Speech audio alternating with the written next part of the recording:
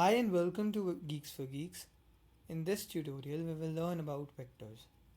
Vectors are same as dynamic arrays with the ability to resize itself automatically when an element is inserted or deleted. Vector elements are placed in contiguous storage so that they can be accessed and traversed using iterators. In vectors, data is inserted at the end.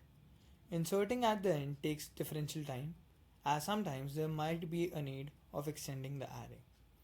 Removing the last element and adding an element takes constant time because no resizing is done. Inserting and erasing at the beginning or in the middle is linear in time. We can declare a vector using this statement. We need to import the vector library to use vector in our program. Here I am declaring an integer vector v. To insert values into this vector, we have to use the pushback function.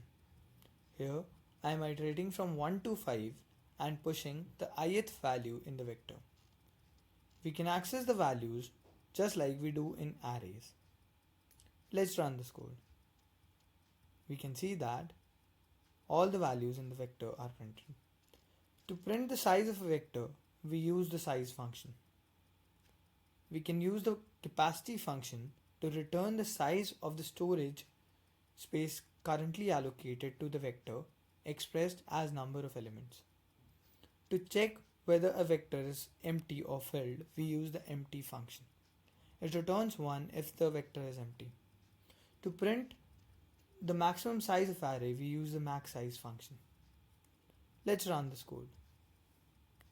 We can see that the size of vector is 5, its capacity is 8, and clearly the vector is not empty. And this is the maximum size this vector can store. To print the first and last elements of the array of the vector, we use the front and back functions. To print the ith element of the array, we use the at function. Let's run this code. We can see that the output is as expected.